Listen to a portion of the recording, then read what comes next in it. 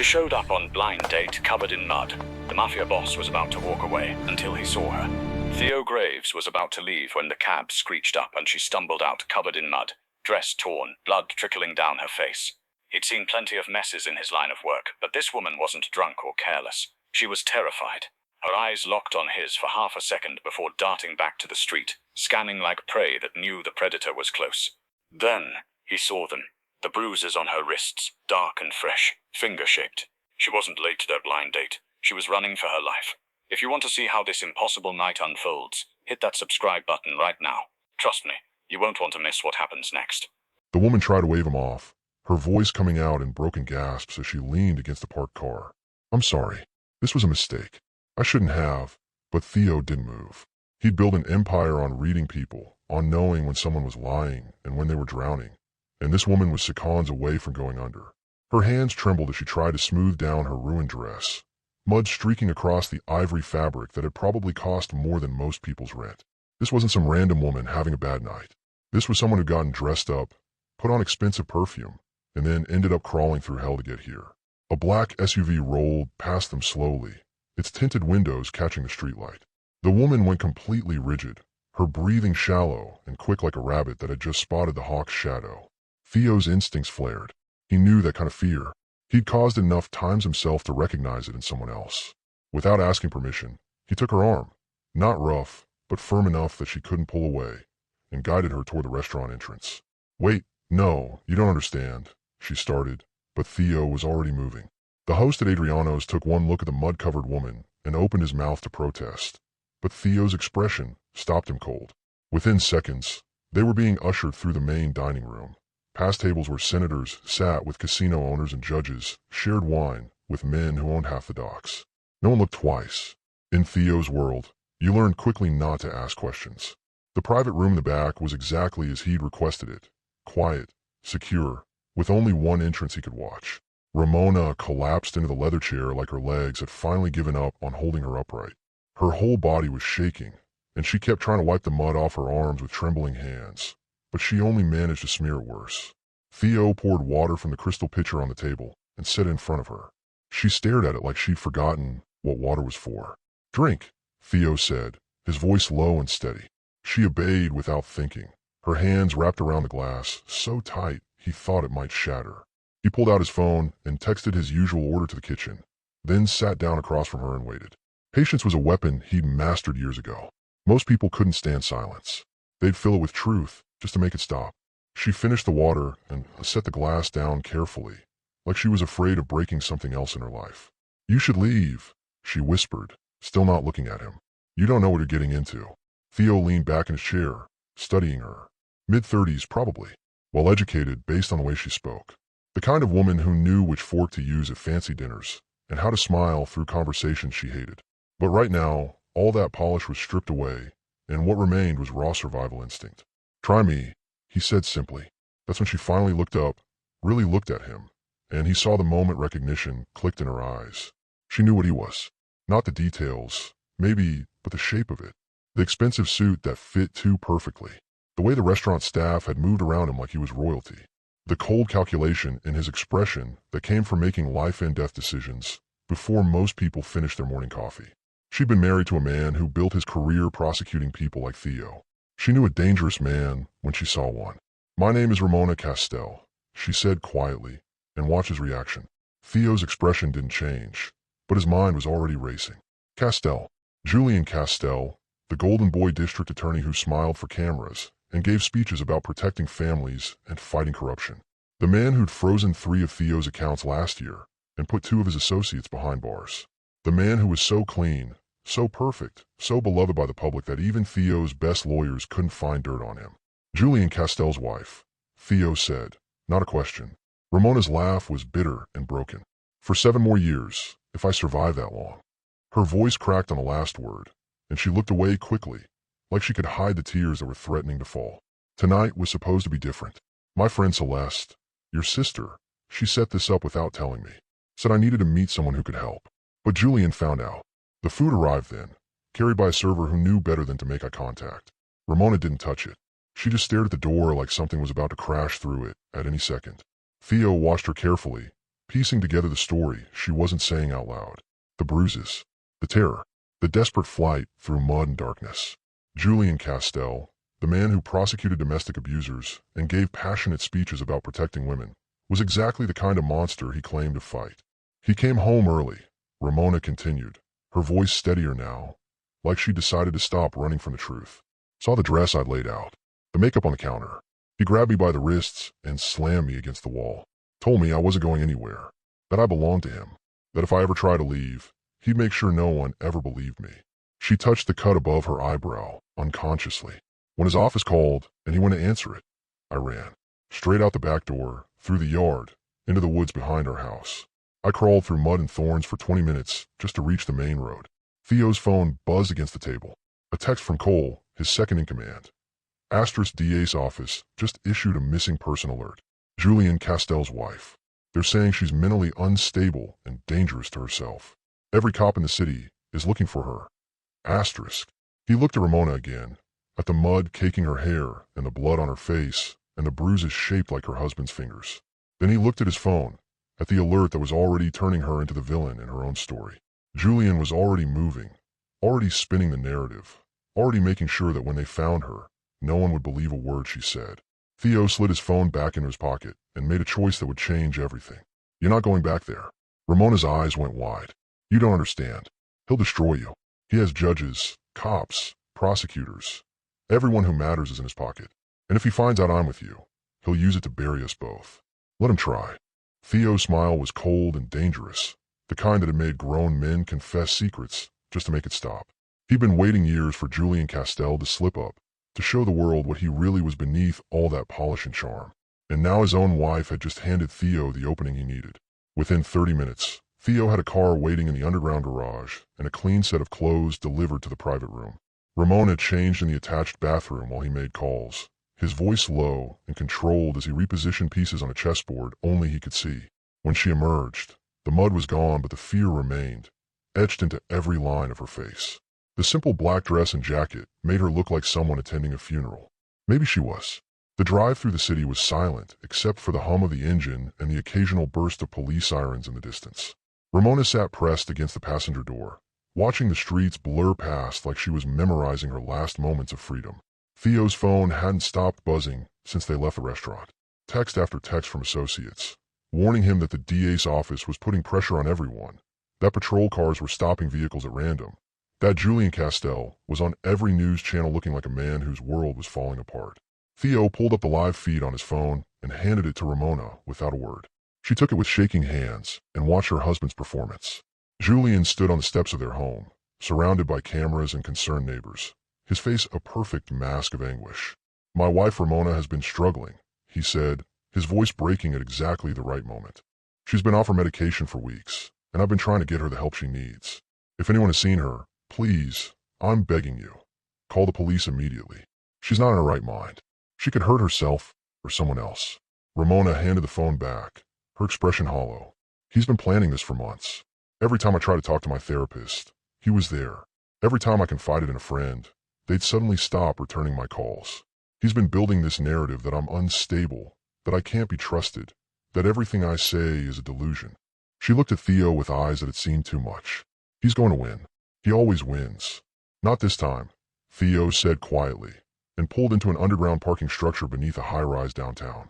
The building wasn't in his name, purchased through 3 shell companies and a law firm that specialized in making things untraceable. The penthouse took up the entire top floor, with windows that overlooked the city like a kingdom waiting to be claimed. Inside, Ramona stood in the middle of the living room like she didn't know what to do with safety. She'd spent so long running that stopping felt dangerous. Theo poured her a drink she didn't touch and waited for the crash he knew was coming. It took another 10 minutes before she finally broke, but when she did, it wasn't tears. It was laughter, bitter and sharp and tinged with madness. Do you know what the worst part is? She said, her voice climbing toward hysteria. I used to think I was smart. I had a master's degree. I spoke 3 languages. I could negotiate contracts and manage portfolios. And I let him convince me I was crazy. I let him make me doubt my own mind until I didn't know what was real anymore. Over the next 2 hours, she told him everything. How Julian had seemed perfect when they first met. Charming, successful, devoted to justice. How the control had started small. suggesting what she should wear because he knew what looked professional, checking her phone because he worried about her safety, asking her to stop seeing certain friends because they were bad influences. How it had escalated so gradually she hadn't noticed until she was completely isolated.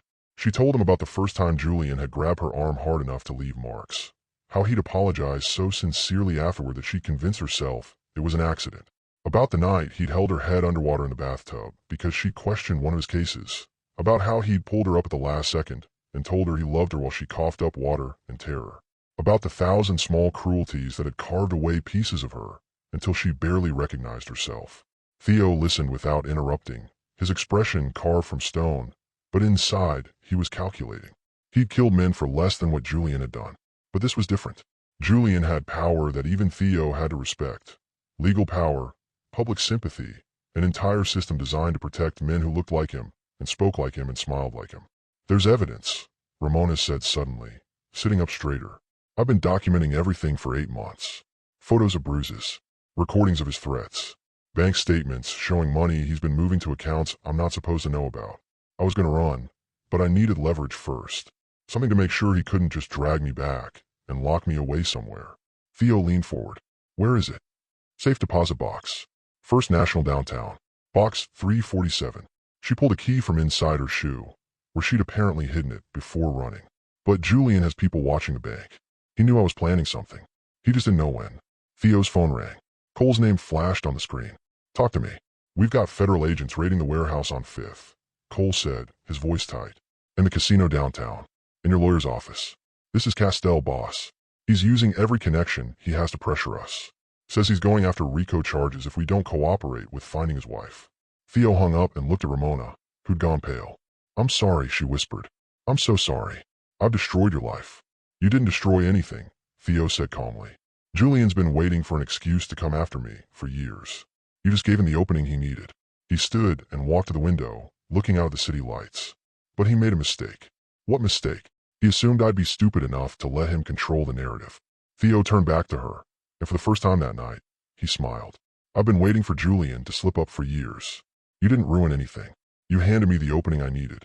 The next morning, Theo laid out the plan. They'd retrieve the evidence from the safe deposit box while Julian was distracted.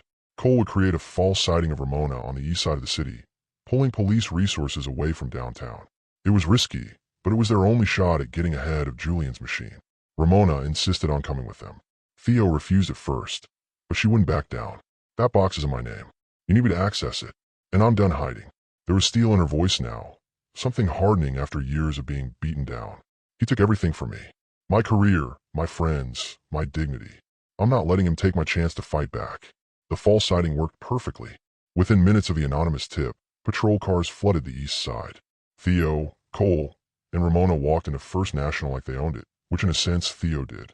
The manager recognized them immediately and asked no questions when Ramona presented her identification and key. They descended into the vault, past rows of identical steel boxes that held the secrets of the city's wealthy and powerful. Box 347 was near the back. Ramona's hands shook as she turned the key, her breath coming in short gasps. This was it. Everything she'd risked her life to preserve. The proof that Julian Castell was a monster. The box was empty. Ramona made a sound like she'd been punched. She reached inside anyway, her fingers scraping against bare metal, as if the evidence might materialize if she just searched hard enough. No. It was here. I put it here myself. I checked it 3 days ago. Cole was already examining the access log. His face went dark. Someone got here first. Julian, Ramona whispered. He found it. He destroyed everything. Not Julian. Cole looked up at Theo, and something passed between them that made Theo's blood run cold. The signature on the access log. It's not Julian's. He turned the clipboard so they could see. The name written in neat, careful script. Celeste Graves. Theo's sister. The woman who'd set up this blind date in the first place. The woman who'd been helping Ramona plan her escape. They raced back to the penthouse, but Theo already knew what they'd find. Celeste was there, sitting on the couch with tears streaming down her face. And next to her, looking perfectly at ease in his tailored suit, was Julian Castell.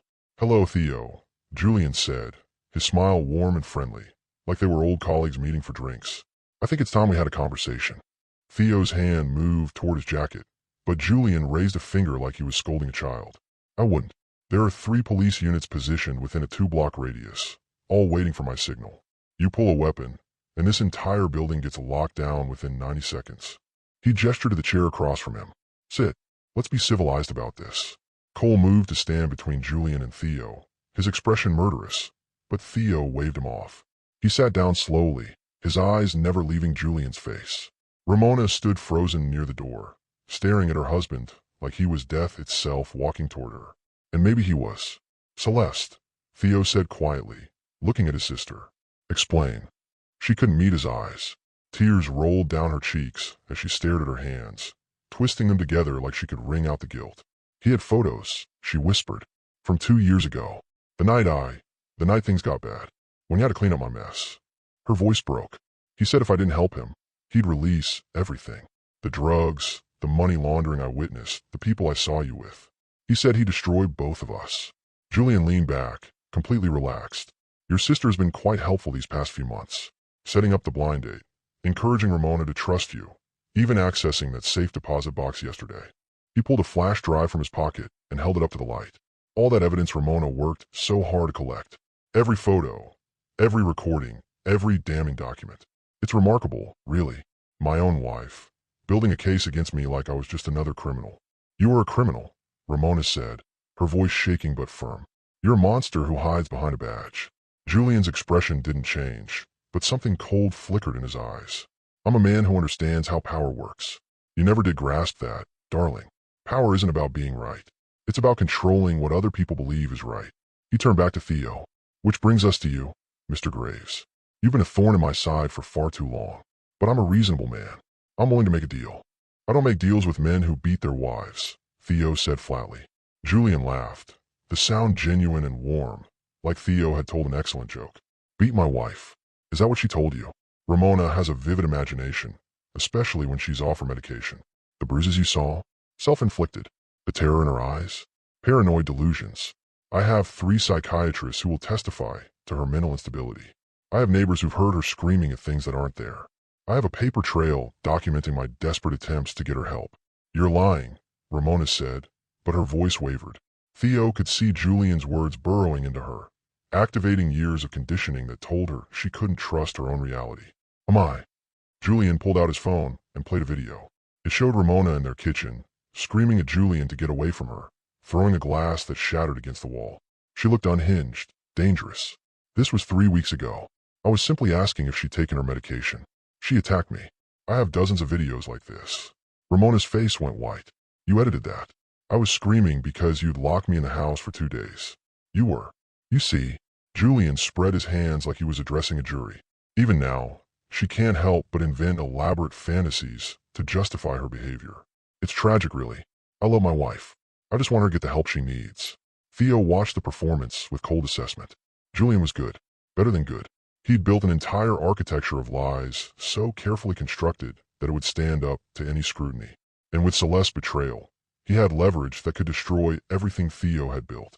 Here's my offer, Julian continued. You walk away from Ramona. Right now, my men take her to a private facility where she can receive treatment.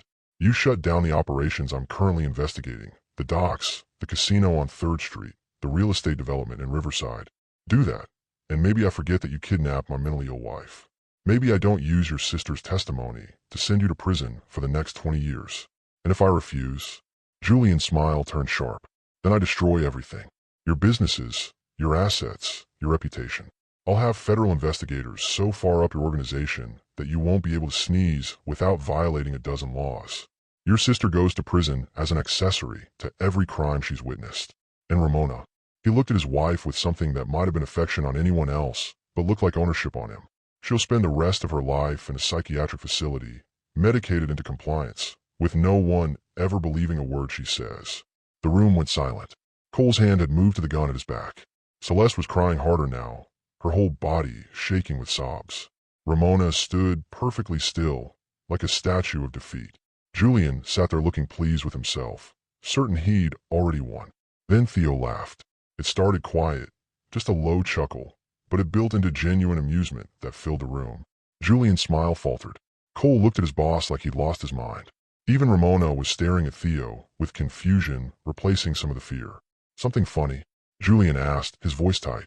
You think you played me? Theo said, still smiling. You think this was your trap? I know it was my trap. I've been 10 steps ahead of you from the beginning. Theo pulled out his phone and pressed play on an audio file. Julian's voice filled the room, crystal clear. I'm a man who understands how power works. Power isn't about being right. It's about controlling what other people believe is right. The color drained from Julian's face. Keep listening, Theo said calmly. The recording continued, capturing every word Julian had spoken since entering the penthouse. Every confession about manipulating evidence, every admission about gaslighting Ramona, every threat about using his position to destroy innocent people. It was all there, in Julian's own voice, spoken with the casual arrogance of a man who thought he'd already won. You've been recording since the second Ramona walked into that restaurant 2 nights ago, Theo continued, his voice deadly quiet now. Every phone call you made, every threat, every word, including the lovely conversation we just had where you admitted to fabricating evidence against your wife, blackmailing my sister, and abusing your position as district attorney. Julian lunged forward, reaching for the phone, but Cole moved faster. Within seconds, Julian was on the floor with Cole's knee in his back. The smooth, controlled mask had completely shattered. You can't use that, Julian snarled. It's illegally recorded. It'll never hold up in court. You're right, Theo said, which is why I'm not taking it to court. He made a call, and within seconds, his phone was broadcasting the entire conversation to a number Julian would recognize. I'm sending it to Agent Sarah Chun at the FBI's Public Corruption Unit. You remember her, don't you? The one you couldn't bribe or threaten into backing off our investigation into judicial corruption. The one who's been looking for a crack in your armor for 3 years. Julian's face went from red to white to a sickly gray. You're bluffing. Chun has nothing on me. I'm clean. You were clean, Theo corrected. But thanks to your own ego, you just confessed to multiple felonies.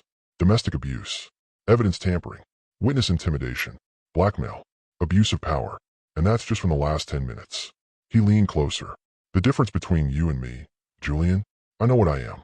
I've never pretended to be anything else. But you built your entire career on being the good guy. When the world finds out what you really are, they're going to tear you apart. The next few hours moved like a nightmare for Julian and a dream for everyone else. Federal agents arrived. Not local cops under Julian's influence, but federal agents from outside the state who'd been building a case against him for months. Turns out, Theo had been feeding them information through back channels for weeks, little breadcrumbs that had led them to investigate Julian's finances, his cases, his carefully constructed public image. The agents took statements from Ramona, photographed her injuries that were still visible, collected the recordings Theo had been making. Julian tried to spin it, tried to claim Theo had coerced her, but his own voice on the recording destroyed any credibility he had left. When they handcuffed him, he looked at Ramona with pure hatred burning in his eyes. You'll never be free of me, he hissed as they led him toward the door. Never. I'll haunt you from prison. I'll make sure you never sleep peacefully again. Theo stepped between them, his expression colder than winter. She already is free, and if I ever hear that you've so much as spoken her name again, prison will be the least of your concerns. After they took Julian away, the penthouse felt impossibly quiet. Celeste collapsed on the couch, still crying, apologizing over and over. Theo sat next to her and pulled her into a hug. I knew, he said quietly. I suspected weeks ago that Julian had something on you. Why do you think I set up the recording system? Why do you think I pushed him into confessing everything? She looked up at him with red, swollen eyes. You knew, and you didn't tell me. Because you had to believe it was real. If you'd known I was planning a trap, you might have given it away. He wiped a tear from her cheek. You did nothing wrong, Celeste. Julian was always going to lose. It was just a matter of how and when. The weeks that followed Julian's arrest felt like watching an empire crumble in slow motion. Other victims came forward. Women who'd worked in his office and endured his harassment, colleagues he'd blackmailed into silence, defendants whose cases he'd manipulated to boost his conviction rate. The Golden Boy district attorney became the city's most despised man overnight, his face plastered across every news channel with words like abuse and corruption scrolling beneath his carefully crafted smile. Ramona watched it all from the safety of Theo's penthouse, still processing the reality that she was finally free. The first few days, she'd wake up in a panic, convinced she was back in that house with Julian standing over her. But slowly, the nightmares began to fade, replaced by something she hadn't felt in years: hope. Theo had set her up with his lawyer, a woman named Patricia Keene who specialized in high-stakes divorces and didn't take prisoners. Within a week, they'd filed for divorce and obtained a restraining order.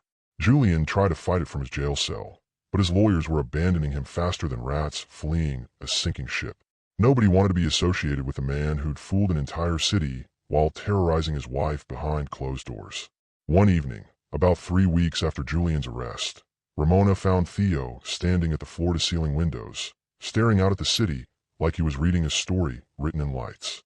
She'd been staying in the guest room, trying to figure out what came next now that her entire life had been dismantled and rebuilt in the span of a month. "Why did you help me?" she asked, her voice soft in the quiet room. "You could have walked away that night, protected yourself, avoided all of this." Theo was silent for a long moment, his reflection in the glass showing an expression she rarely saw, something vulnerable beneath the calculated exterior. "My mother was trapped in a marriage like yours," he said finally. "My father was a respected businessman. Everyone loved him. Philanthropist, community leader, the whole performance. But at home, he was something else entirely." Ramona moved closer, listening. "She tried to leave once when I was 12, Theo continued. "Packed bags for me and my sister. Waited until he was at work.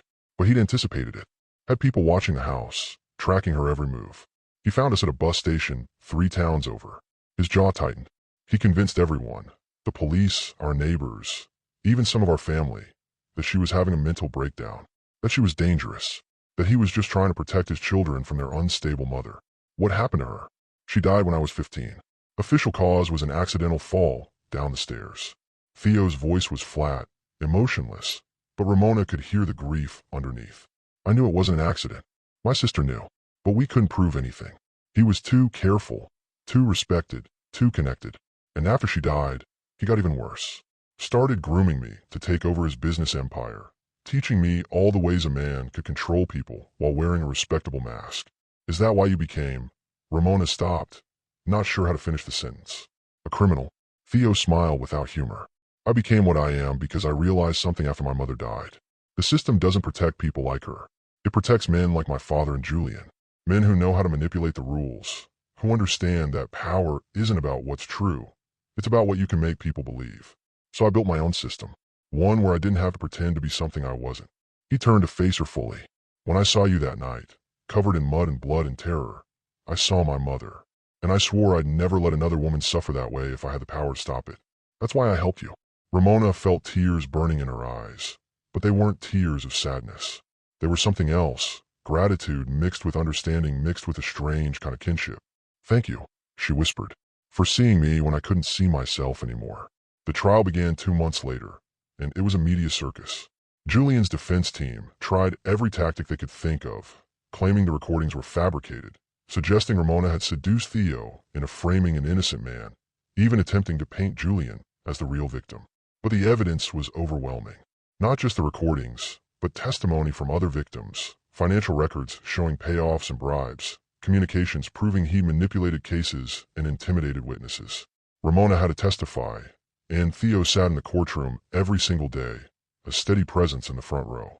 When Julian's lawyer tried to attack her credibility, suggesting she was mentally unstable, just as Julian had always claimed, Ramona didn't break. She looked her husband straight in the eye and told the jury exactly what he'd done to her, her voice strong and clear and unshakable. "He made me believe I was crazy," she said. "He isolated me from everyone I loved, controlled every aspect of my life, and then convinced the world that I was the problem. But I'm not crazy. I'm a survivor, and I refuse to let him make me feel ashamed for surviving." The jury deliberated for less than 4 hours. Guilty on all counts. Julian Castell was sentenced to 23 years in federal prison, and the courtroom erupted in applause. Ramona sat perfectly still, letting the reality sink in. It was over. He couldn't hurt her anymore. Outside the courthouse, reporters swarmed them, shouting questions and thrusting microphones in their faces. Theo's security team cleared a path, but before they reached the car, Ramona stopped and turned back to the cameras. "If you're in a situation like mine," she said, her voice carrying over the chaos, "if you're trapped with someone who's convinced you that you're worthless or crazy or that no one will believe you, please know that you're not alone. There's a way out. It might not be easy, but it's possible. Don't give up." 4 months after the trial, Ramona had moved in her own apartment downtown. Nothing fancy, but it was hers. She started therapy, reconnected with old friends, even begun looking into going back to work. Rebuilding a life from scratch was terrifying, but for the first time in years, she felt like herself again. Not the polished, controlled version Julian had created, but but the real Ramona who'd existed before she'd lost herself in someone else's nightmare.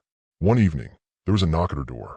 She opened it to find Theo standing there with flowers. Simple daisies, not the expensive roses Julian used to buy her as apologies after his worst episodes. "We never actually had that blind date," Theo said, a slight smile playing at his lips. Ramona laughed, the sound genuine and free. "I should probably warn you. I'm a complete mess right now. Therapy twice a week, court dates for the divorce proceedings, rebuilding my entire life from zero. Not exactly the most stable dating prospect." "I don't scare easy," Theo said. They went to dinner at a small Italian restaurant in a neighborhood where nobody knew either of them. No private rooms, no security detail hovering nearby, just two people sharing a meal and discovering who they were outside the crisis that had brought them together. They talked for hours, not about Julian or the trial or the darkness they both lived through, but about other things. Books they'd loved as children, places they wanted to travel, dreams they put on hold while surviving their respective nightmares. "What do you want?" Theo asked at one point. "Now that you can choose anything, what does Ramona Castell want her life to look like?" She thought about it, really thought about it. "I want to help people like me," she said finally. "Women who are trapped and don't know how to get out. I want to create a resource, maybe a foundation, something that can provide the kind of help I needed. Legal support, safe housing, therapy, job training. Everything it takes to actually escape, not just survive." "That's a good dream," Theo said quietly. "What about you? What does the infamous Theo Graves want?" He was quiet for a moment, his expression thoughtful. "I want to be someone my mother would have been proud of. I built my empire on the same principles my father used: power, control, fear. But watching you fight your way back to yourself these past few months, I've been thinking maybe there's a different way to use power. Maybe I can do something that actually matters." Over the following months, they continued seeing each other, building something real and solid that had nothing to do with trauma bonding or dramatic rescues. It wasn't always easy. Ramona had days where the memories came back hard and she couldn't stand to be touched. Theo had his own demons to wrestle with, his own guilt about the things he'd done to build his empire. But they learned to navigate it together, two broken people choosing to heal side by side rather than alone. A year after that mud-covered blind date, Ramona stood in front of a building downtown, watching workers install a sign above the entrance: the Graves Foundation for Domestic Violence Prevention and Recovery. Theo had funded it entirely, turning one of his properties into a comprehensive support center. Ramona would run it, using everything she learned to help other women find their way out of the darkness. "Your mother would be proud," Ramona said, squeezing Theo's hand as they watched the sign go up. "So would the woman you used to be," Theo replied. "The one who never stopped fighting even when she thought she'd lost everything." That evening, they returned to Adriano's, the restaurant where this had all begun. The same private room, the same table, but everything else was different. Ramona wore a dress she'd chosen herself, her hair styled the way she liked it, her smile genuine and unforced. Theo sat across from her, no longer the dangerous stranger she'd stumbled toward in desperation, but someone who'd become essential to her life in ways she was still discovering. "So," Theo said, raising his glass, "what do we toast to?" Ramona thought about it. About the woman who'd crawled through mud and blood and terror to get here. About the man who'd refused to walk away when anyone else would have. About second chances and new beginnings and the strange, unexpected ways that salvation could arrive. "To blind dates," she said, her eyes bright with emotion and possibility. "Even the ones that start with mud and end with miracles." They clinked glasses, and in that moment, surrounded by the quiet elegance of a restaurant that had witnessed the beginning of their story, both of them understood something fundamental. Sometimes the worst nights of your life lead directly to the best chapters. Sometimes the person you need isn't the one you expected. It's the one who sees you at your absolute lowest and still refuses to walk away. And sometimes freedom doesn't look like escape. It looks like choosing to rebuild yourself from the ground up, one brave decision at a time, until the person staring back at you in a mirror is finally, beautifully, undeniably you. The foundation opened its doors 3 months later, and within the first week, they'd helped 7 women leave dangerous situations. Within 6 months, that number had grown to 43. Each woman who walked through those doors saw Ramona, not as a victim, but as proof that survival was possible, that healing was real, that the other side of darkness existed and was worth fighting for. And every time Ramona helped another woman find her strength, she remembered that night, stumbling out of a cab covered in mud, terrified and desperate, meeting the eyes of a stranger who changed everything. She remembered that sometimes salvation comes from the most unexpected places, and that the bravest thing you can ever do is refuse to give up on yourself, even when the whole world has been convinced you're already lost.